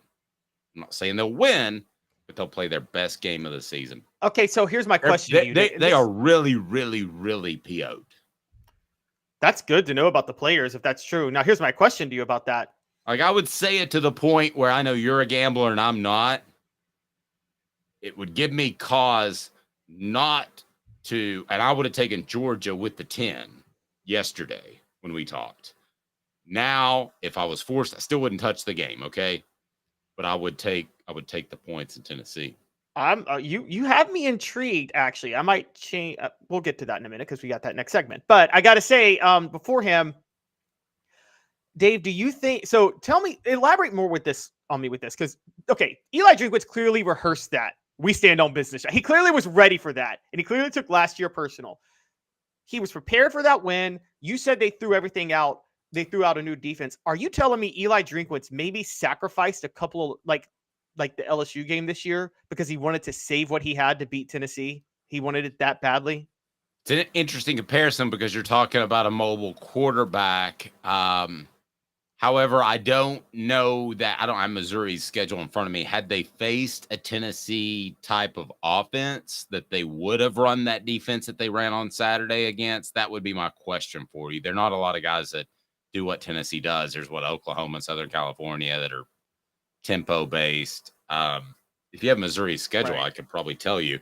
I think he would have clearly sacrificed a win to beat Tennessee subconsciously. Right, at the very least. They played South Dakota, Middle Tennessee, Kansas State, Memphis, Vanderbilt, LSU, Kentucky, South Carolina, Georgia. So LSU's probably the most tempo-based offense they played before Tennessee, right? Yeah. So it could be unique to Tennessee, something they did to Tennessee. But then it is still like he saved it when he could have pulled out that defense against LSU. And he didn't. Well, fair. Which kind of suggests like it. And also, by the way, you're saying he threw out a brand new defense and a brand new offense, right? No. Just defense. Okay, so he blew. That's why Tennessee only scored 7 points, because they threw out a totally brand new defense that they weren't ready for. And again, this is Tennessee's fault. You've got to adjust. I mean, it doesn't mean just because I get Park Place and Boardwalk and you and I are playing Monopoly that you should just mail it in, okay? Right. And also, I got to be fair to the defense from last week's game. I gave them a lot of hate, but Dave, remember, you and I talked about this. Missouri's offense moves the ball. They're designed to move the ball. Your job when you play a Missouri offense is to not let them finish the drives. And they weren't letting them finish the drives early. The problem was the offense couldn't respond.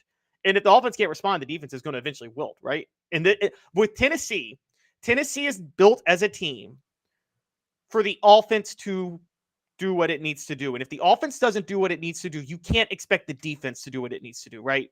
With Tennessee. That's how they're designed. Yeah. I mean, you build a program. It's one of the things that I learned from Josh Heupel's time, and I've learned since, is, I covered Philip Fulmer for the most part, and it was basically John Chavis, you do what you need to do on defense. David Cutcliffe, you need to do what you do on offense. And that was what made the thing go so well, is Philip Fulmer could focus on recruiting and fundraising. He was still the head coach. I mean, he still had a heavy say, but it's awfully nice to have two guys that have head coaching type of mentalities to be able to head up those sides of the ball. So the way that Josh Heupel runs his offense has taught me a lot, because I've talked to scouts, I've talked to other assistant coaches. Josh Heupel can run up 60 points. And if the defense is so fatigued, which I think it was at times last year, that you're giving up 65 points, well, did you really win anything? Probably not. But I see it coming together where it's a bit more of a happy medium. But this made Eli Drinkwitz season. I mean, this is it. I mean, they're not going to make the college football playoff. I'm not even sure they played this week, but I'm sure we'll get to that. This was the difference, Caleb. I mean, this was it for him. Yeah, no, I could see that. I think personally, not the program. I believe he's so happy that they have 2 games remaining. Can you pull those up? That's Florida and Arkansas. Florida and Arkansas. So they could go 2-0 in those games. I guess they could go 0-2 if Arkansas wants to play for Sam Pittman when it's announced that he's fired before that week. But let's say 1-1. I think if you told Eli Drinkwitz, hey, you can go 2-1 in the last 3 games, and that includes a win against Tennessee, or you can gamble and go 3-0, I think you would have taken the 2-1. That's how much I've been told it means to him. Wow. And all because of that last year sticking it in at the end of the game. I mean, I'm sorry. The running up the game, running up the score, I don't get into. It's your job to stop me. It's my job to score. I thought the timeout before the field goal was about the tackiest, most non-sportsmanlike thing that I've ever seen in my life. Eli Drinkwitz using the timeout. Yes. Yeah. That's rubbing your nose in it. That is saying, world, watching on TV, television executives, officials, everybody, take a second, because I'm going to rub my guy's nose in it over there wearing the orange. And it's not because I cover Tennessee. That was the worst case of sportsmanship I've seen since Tony Harris jumped off the bench and ran down the baseline and tried to get in a fight when he was out for an ankle injury. It's the worst case of sportsmanship I've seen since then. That's not bad sportsmanship. That's just fighting for your teammates. if you can run down and get in a fight, you should be playing. That's true. You're right. So you're saying he faked the injury? So I'm Tony just Harris, saying. I thought Tony Harris was just. So you're saying he was a very uncaring player, the way he was accused of being. You're saying he was kind of a lazy player, Tony Harris. I thought he got in his own head and he cared too much at times. Oh, interesting. Where he got frustrated and boy, that's going back a while, isn't it? All right, let's get to our picks. As Caleb's got it rolling here. Our picks are always brought to you by our friend Don Self. Don Self, State Farm customer service still matters. State Farm agent Don Self and his team take customer service seriously. For well over 40 years, they have built their business and reputation on taking care of their customers in Collegedale, Ottawa, as well as the greater Chattanooga area. Don and his team pride themselves on making sure you and your family won't have any surprises at the time of a claim. Customer service still matters. I know prices are important, but Don Self brings you these picks. So you want to lead us off, and I'll tell you if I agree or disagree by a hey now. That's a good pick, or a that's crazy. All right, what do we got? Can you get? Are you going to give me a Peyton for a pick you think is really bad? No, I don't want to go that far because it's a little racy. All right, so moving on. I'll just give you guys. I tell you what, I can give you a new one. That's hot. How about that? Love it. All right, so I'm always working, Caleb. That's hot. All right, there you go. I have to confess, I was 8-13 last week, 2-3 on best bets. However, 13. However, I'm still 118-104 on the season and 19-18 on best bets, and it's time to make a comeback. So let's start.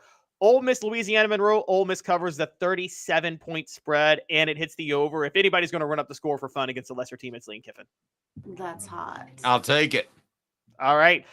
Southern Miss at Mississippi. That, by the way, is officially our new hey now. All right. There we go. I would bet all the welfare money that Brett Favre stole to build a volleyball stadium at Southern Miss that Southern Miss covers this game against Mississippi State. Southern Miss plus 14. Southern Miss Aren't plus you 14. rooting for Mississippi State, though, because they had to get rid of a coach because we know why? I mean, I'm kind of rooting for the Bulldogs. I am, but I think a lot of them are unhappy about Zach Arnett being fired. I think a lot of players think he was wronged, if I'm going to be honest with you. And I Smoky think Mountain Red says he was a poor man's Allen Iverson. There are so many jokes talking about Tony Harris. I could go there. Oh, yeah. First of all, Allen Iverson has been a poor man's Allen Iverson as he was asking for a burger outside of a mall in Atlanta. Second, a very poor man's Allen Iverson. If Allen Iverson's 6'5", he's the best player to ever step foot on a basketball court. Yes, exactly. Yes. That's a very good point. So I've also got the under 47.5 because I don't think Mississippi State will score. But yeah. All right. So moving on, Arizona, Utah. Arizona covers. It's a 1-point spread. They're at home. They're the hottest team in college football right now. I got the over with Arizona and Utah. So is that just? I'm just pretty much agreeing with everyone because I'm terrible at picks and I love this drop. Oh, you're not going to agree with me on this one, Dave. What do you got? I almost wanted to change this in real time because of the reporting you told me, because I do believe in reporting and I do believe in, different information, and that's how Vegas says. Are you saying you believe in my reporting, Caleb? Yes, that makes I me do. Feel good. Thank you. But I still have Georgia covering the 10-point spread, and I have the under 58.5. I just think the culture on campus of fair weather fans not caring is going to infect the players on Saturday. Gosh, I hope not. I hope not. That would be sad. Rick Terry Jewelry Design, where they want to be your jeweler looking for affordable game day jewelry. How about the Fire Opals, the Tennessee tradition? RickTerryJewelry.com. RickTerryJewelry.com. All right. So what do we got next? Kansas. I'm going to move on. There are a few. So New Mexico State, Auburn. I think New Mexico State covers a 24-point spread only because Auburn's looking ahead to the Iron Bowl, and it's going to be the under because Chiswick's offense hasn't really hit its stride yet. I got Kansas State covering the 7.5 over Kansas, largely because I think Lance Leipold is interviewing for some jobs right now. I'm going to be honest, and I think that's going to distract Kansas. That's crazy. All right, I'm going to flip with you on that one. I'm going in the other direction. What do we got up next? All right, so a couple more. Washington is playing at Oregon State. Dave, Oregon State's favored by 2.5. You don't think Washington is going to take that personally? Should. They should. Yeah, so I think because of that, they blow out Oregon State. Michael Penix has his Heisman game and the over hits. So What? Who did you say would have a big game? Michael Penix. That's hot. All right. And wait, one more because I got to give you Okay. this one because this is because of your reporting, by the way. Because of what you told me about Eli Drinkwitz. I got Florida covering the 11.5 against Missouri this weekend. There's no question they'll cover the 11.5. That is the easiest. You remember me telling you how I get fills about 5 or 6 times a year, but I don't gamble, but the ones I'm sure about, I promise you, Florida will cover. Yeah, they will. And the under will hit because Missouri invested too much. The under 58.5 because it sounds like Missouri invested too much in last week's game, didn't they? And Yes. So, yeah. So here's another one. Because Sam Pittman's a dead man walking, I got Florida International covering at Arkansas and the overhitting. But Dave, you can tell me on this. There's 2 types of coaches that are dead men walking. Some are like coaches, they're dead men walking like Ed Orgeron, but the players love them, so they'll play hard for him because the players did love Ed Orgeron. And then there's some where it's Derek Dooley, where I don't think the players like Derek Dooley at all. And No, I think I will disagree with you here because I think a Pittman's a rally around you guy. you think he's a rally around you guy? Yeah, he seemed. He's I mean, kinda one I of the haven't guys. covered him, but doesn't he seem like a player's coach guy? He does. He Yeah. does. He So I'm gonna seems like the Ed Orgeron that might take his shirt off and like do some drills with you. Yeah, and I'll tell you too. There's reason to root for Arkansas because I was doing some digging on a column that I wrote. Do you know Arkansas has one of the best collectives in the nation? A top 10 collective according to On3. That surprised you a little bit? Shocking, actually. Surprised me too. It's because all that Walmart money. You basically can't live in the Fayetteville area without making $100,000 a year, bare minimum. I'm talking bare minimum because they got Walmart right up the road in Bentonville. But if you want to root, I think you root for Arkansas and Sam Pittman to keep his job because you don't want to tussle with their NIL money. And who would you tussle with? Most likely receivers, skill position players. Those are the ones that Tennessee would care about.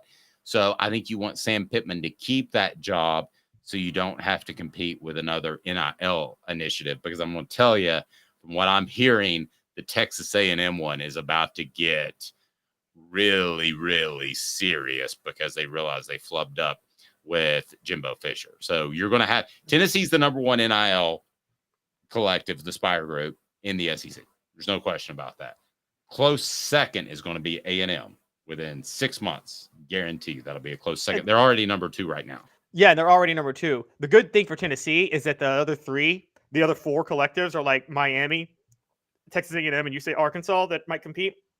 All of them are going to be in the market for a new coach within the next 2 years because Miami ain't lasting with Mario Cristobal. They should fire him now anyway. But right, but I think that I know, and that NIL is a factor with coach hirings because it affects how you structure your buyout nowadays. You can't just do what you used to do with Jimbo Fisher anymore. No, and I think Arkansas can do better than Sam Pittman. So that would be my argument there. You don't want them saying, "Look at what Tennessee is doing. They're going this up tempo thing. Let's go find one of those guys," because then you're going to compete with him for similar top players. And listen, at the end of the day, an athletic director is a businessman. 8-5 Josh Heupel style sells a lot easier than 8-5 Sam Pittman style or Jerry Pruitt style. Yeah. So because he did go 8-5 his second year at Tennessee, but it was a boring 8-5. But yeah, so a couple more. I think Georgia State's going to cover the 31-point spread at LSU because I think that they're going to score a bunch of points against LSU's defense that doesn't care with nothing to play for. But go with the over 72.5. I think there might be 100 in this game. LSU and Georgia State. I like that. I like that pick. Yep. All right, so bets of the week. Georgia State covering at LSU is my plus bet of the week.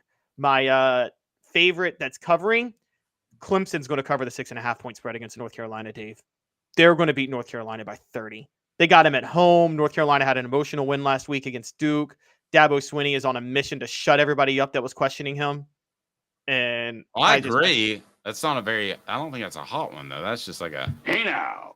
Yeah, Clemson's going to, it's 6.5 Clemson. I would do an alternate spread of like 20, honestly, and you get more money. All right, so money line pick, my upset of the week, my super dog. I missed on them last week barely, but I'm going to go Colorado again. I still think they got one upset left in them. They're playing Washington State, which has lost 6 straight. Colorado's a 4-point underdog. I think Colorado finally gets money line this week and wins. That's hot. Don't they have to be bowl eligible? Aren't they right? They have to win. They have to win both games. They're not going to win both games, but they'll win one of two and finish 5-7. By the way, a game I missed during the regular one. The wrong team is favored with South Carolina, Kentucky. Kentucky's favored by 1.5. South Carolina should be favored. They're at home. They're going to win. Take the over on that one. You know what? They're like, that is total bullshit. I'm actually going with South Carolina on this one. I'm going with South Carolina too. I'm sorry. I'm actually going with Kentucky over South Carolina on this one. Wow, Dave. Okay. And you know why? It's just because how the SEC in the bottom half gets just all jumbled and jambled at the end of the year. And sometimes it's better just to be different because the South Carolinas, the Missouri, well, Missouri's better than usual, but the South Carolinas, the Kentuckys, not even the Vanderbilt, they're a whole nother level of low, but all those low teams tend to win one they shouldn't at the end of the year, right? Yep, exactly. They do. Couple more real quick. That's hot. All right, so I already told you guys New Mexico State and Auburn. The best play there is the under, just because of how off and on Gene Chizik's offense has been all year. And so I don't think you're going to see a total of 48.5. I see like a 25-10 type of game with them in New Mexico State. Is that the first time that Gene Chizik's name has been brought up on the program? Sorry. And oh my gosh, I meant what is wrong with me? I meant to say Hugh Freeze. Did I say Gene Chizik? Yes, you did. Guys, And total brain lapse. yeah, what are you I got doing Hooker there? Right. And this is what Hugh Freeze is used to hearing, That's hot. even though he has to pay somebody to say it. All right, what else? The last one I missed last week with USC and Oregon, the under hit, but I'm still going back to USC and the over. It's USC and UCLA over 66.5. I think USC and UCLA hits that over pretty easily. Actually, wait. Chip Kelly. Yeah. Chip Kelly fired, by the way.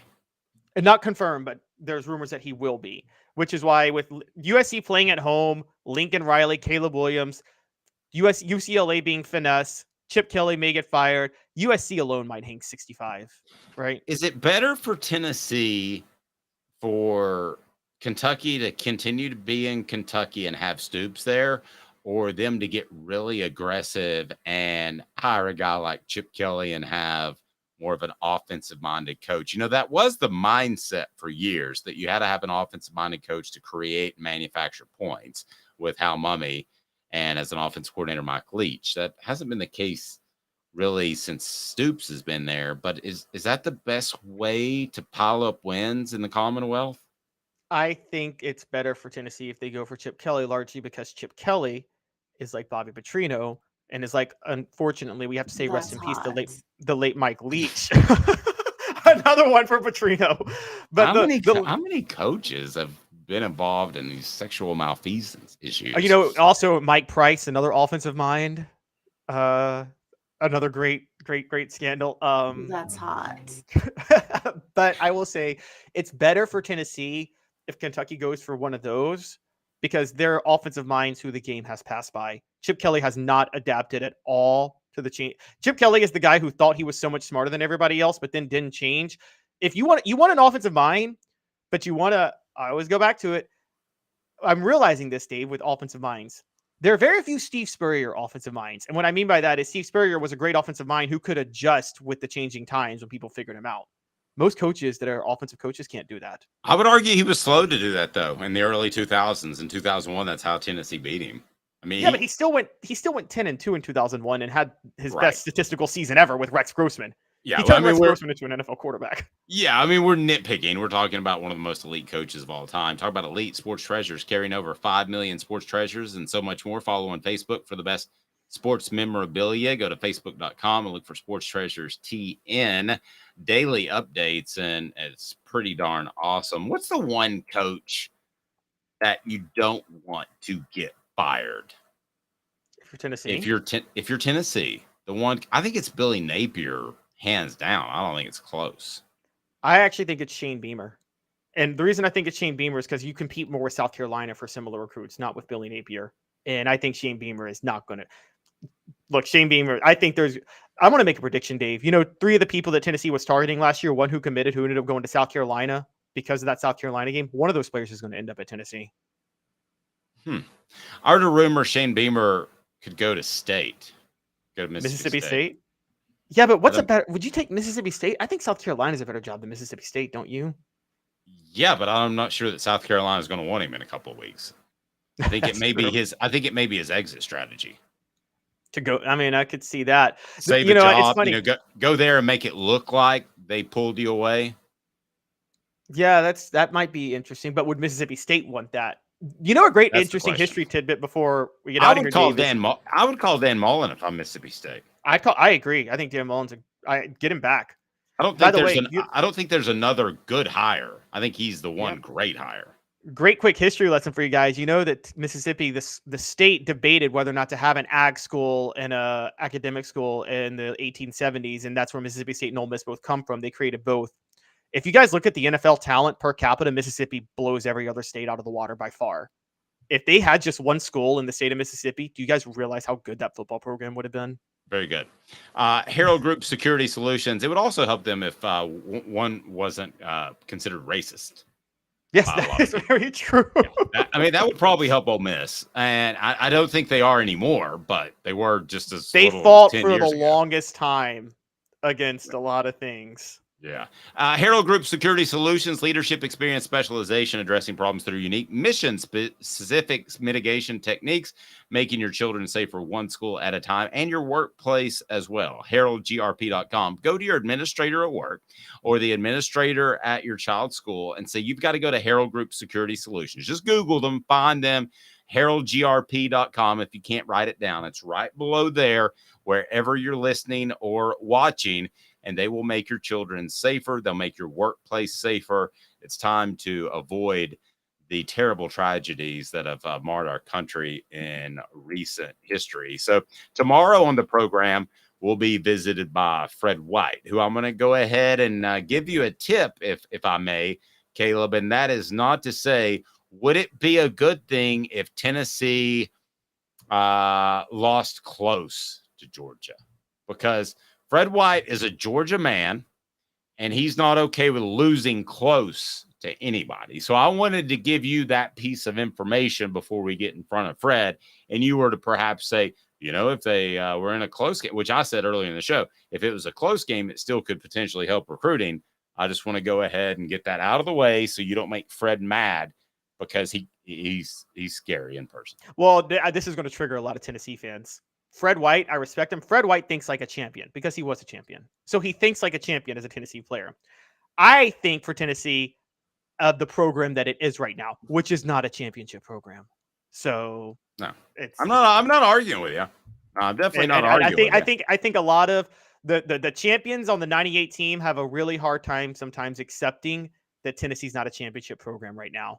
And sometimes you have to remind them it's not what it was when you guys were there. It's kind of like when you have to remind Michael Jordan as a GM, they can't do what you can do. Okay, but it's a championship contending program right now because they were beaten contending. They were beaten on the door of the Final Four. I think they're at that level. They got to take another step, but I think they're at the level of beating on the door year in and year out. Brought to you by the Hemp House, premier hemp dispensary online with a wide variety, great selection, and strict standards to ensure you only receive the best in CBD or Delta products. Go to hemphousechat.com. They have the Big Orange Crunch. hemphousechat.com. Use the promo code HOOKED.